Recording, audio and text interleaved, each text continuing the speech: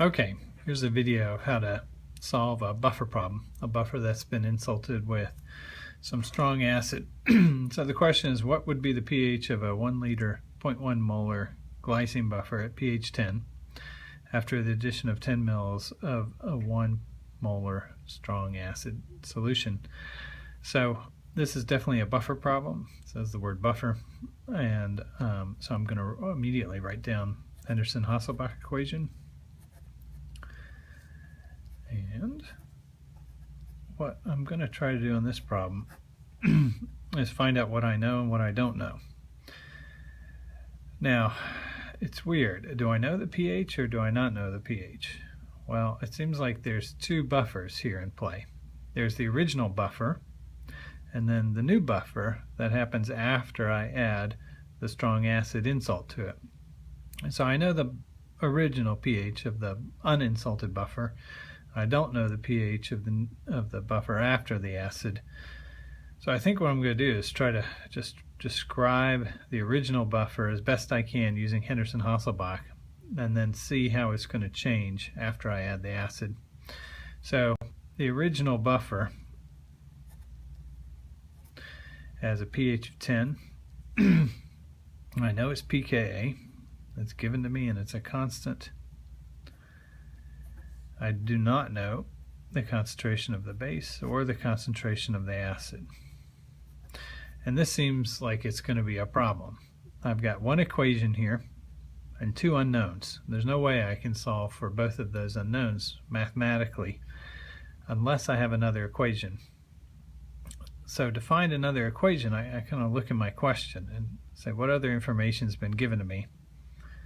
Well, I'm told about the volume and the concentration of the strong acid, but that's not really relevant to my original buffer. I need to figure this guy out first.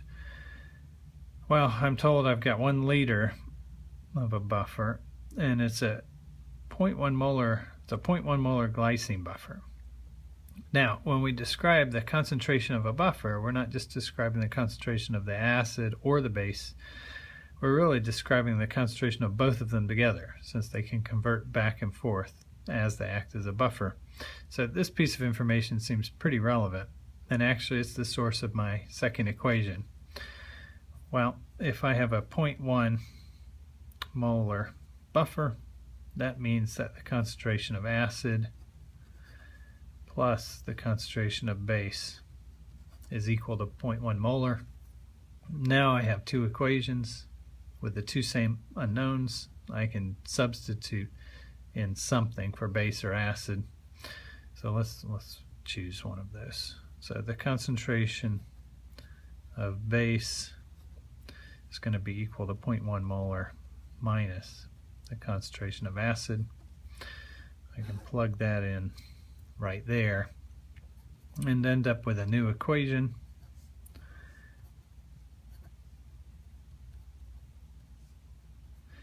That only has one unknown in it. So let's just do some algebra and try to solve for the concentration of acid. Then I can solve for the concentration of base, and that should give me a complete description of the original buffer using Henderson-Hasselbalch. And then maybe I can figure out what to do with it after adding acid. So let's work through this. Let's move this 9.8, combine it with the 10. So 0.2 equals the log of all this stuff.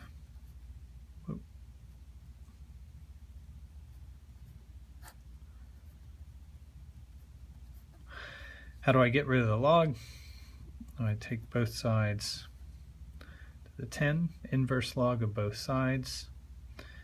And that will get rid of the log. I said 10, let me do this, to the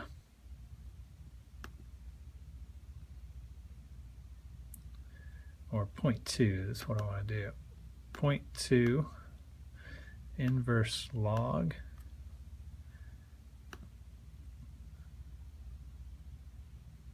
is what? I guess on this thing I have to do inverse log 0.2. There we go. 1.2 0.58 equals 0.1 molar minus concentration of acid over concentration of acid. I can cross multiply, right? 1.58 times concentration of acid equals 0.1 molar minus concentration of acid. I can move these acids to the same side. This is minus 1 times concentration of acid. So if I move it to the other side, I would end up with 2.58 times concentration of acid equals 0.1 molar. And the concentration of acid equals 0.1 divided by 2.58 equals 0.0388 molar of acid. Okay, does that make sense? Well, let's plug that back into our equation here, and what we would find is that means the concentration of base is going to be equal to like 0.0612 molar. Okay, now I'm going to step back. Does this make sense? Well, I've got a buffer here. The acid plus the base equals 0.1 molar. That's good. And it has more base than it does acid. Does that make sense? Well, I know my buffer pKa is 9.8. I want that buffer to be higher at pH 10, so I better have more base than I do acid, so I can bring that pKa up to a pH of 10 through this ratio. So this seems pretty good. And really, I've described the original buffer pretty well. I know its pH, I know the concentration of both the acid and its conjugate base, I know the pKa, I've got it all good there. So let's see what happens after we add our acid. Well, in this case, my lights, the pH is not known, right? That's really the entire question there. The pKa is still known, it's a constant. I do not know the concentration of base and acid, but I know what they start with, right? We started at 0.0602 molar of base and 0.0388 molar of acid. And I know that these things are going to change by a certain amount. So if I add a strong acid to my buffer, then my conjugate base is going to jump on it and convert it to the weak acid. So for every molecule of strong acid I add, I'm going to lose that same molecule of base, and it's going to convert it to a molecule of acid. And so my ratio is going to change by this factor x. Now what is x? Well, it depends on how much acid I'm adding. I'm adding 10 milliliters of a 1 molar strong acid, and so we're adding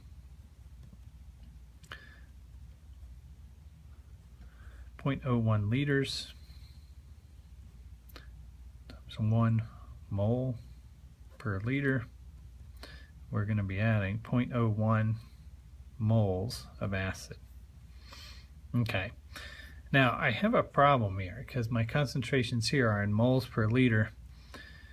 I can figure out the number of moles of acid, and I could really figure out the total volume at the end, but you don't really have to worry about it. Since this is a ratio, I can really just get rid of these molar and just treat them as a number of moles. And the reason why is because any amount of liters that I have here is just going to cancel out as part of this ratio. So I like to just have the number of moles here. So I'm going to substitute X for 0.01 moles. I'm going to subtract that from the top, and I'm going to add it to the bottom. So my pH is going to be equal to 9.8 plus the log of 0.0512 over 0.0488. Okay. Now, let's do that on the calculator and see what that ratio is. My ratio is evening out, so I'd imagine my pH is going to get closer to the pKa here. So 0.0512 divided by 0.0488 equals 1.049.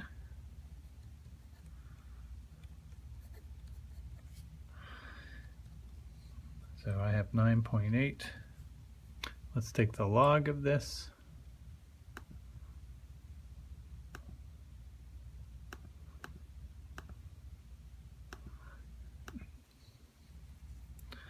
.028.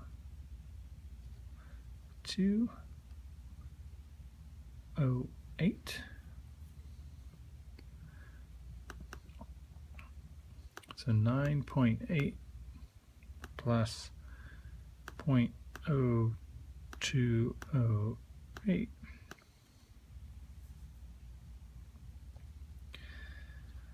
.82 is my new pH. Does that make any sense? Well, my original buffer was at pH at 10. I added some acid and it decreased the pH to 9.82. So I'm going in the right direction. It didn't make a huge jump, which really reflects the buffering capacity of this. If we added this concentration of strong acid to water, we would end up about with a pH of 2. So this is a decent buffer, and it did a decent job of maintaining the pH.